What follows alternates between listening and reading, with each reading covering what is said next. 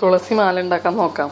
അപ്പോൾ അതിന് വേണ്ടിയിട്ട് ഞാൻ കുറച്ച് തുളസി കതിരെടുത്തിട്ടുണ്ട്, പിന്നെ വെള്ള നൂലെടുത്തിട്ടുണ്ട്. കുറച്ച് കട്ടിയുള്ള നൂല് വാങ്ങിക്കാൻ കിട്ടില്ലേ, ആ നൂല് വേണം ഇതിനു വേണ്ടി എടുക്കാനായിട്ട്. അത് നമ്മൾ ഇടത്തെ കൈ കൊണ്ട് ഇങ്ങനെ അതിൻ്റെ അറ്റം പിടിക്കുക. എന്നിട്ട് ആ നൂലിൻ്റെ മുകളിലേക്ക് വേണം നമ്മൾ തുളസി വെക്കാൻ. 2 തണ്ട് തുളസി വെക്കണം. അപ്പോൾ ഇങ്ങനെ കൈയിൻ്റെ വിരലിൻ്റെ മുകളിലേക്ക് പിടിച്ചതിന് ശേഷം ഒരു തണ്ട് വെക്കുന്നതിൻ്റെ ഓപ്പോസിറ്റ് സൈഡിലേക്ക് വേണം അടുത്ത തണ്ട് വെക്കാൻ. ഇപ്പോൾ ഏത് പൂവായാലും കെട്ടുമ്പോൾ ഇങ്ങനെ തന്നെ വേണം കെട്ടാനായിട്ട്.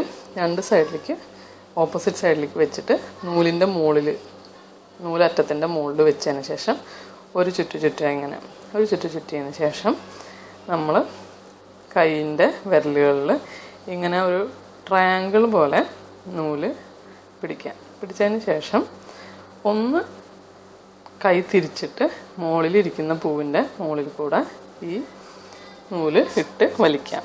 അപ്പോൾ അതൊരു കെട്ടായി മാറും.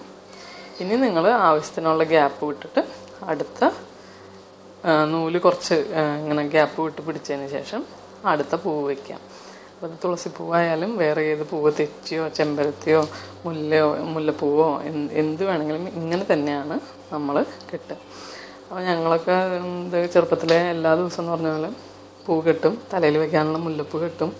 അതേപോലെ തന്നെ ദൈവത്തിനിടാനായിട്ട് തുളസിമാല അല്ലെങ്കിൽ തെച്ചിമാല അങ്ങനെയൊക്കെ ഓരോന്നും ഉണ്ടാക്കിയിടും വൈകുന്നേരം പ്രാർത്ഥിക്കുന്ന നേരത്ത്.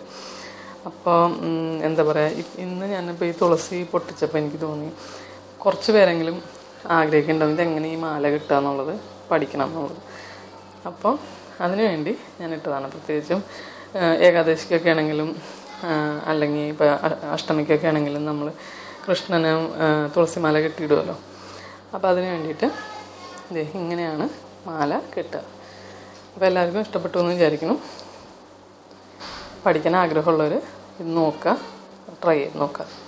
Thank you.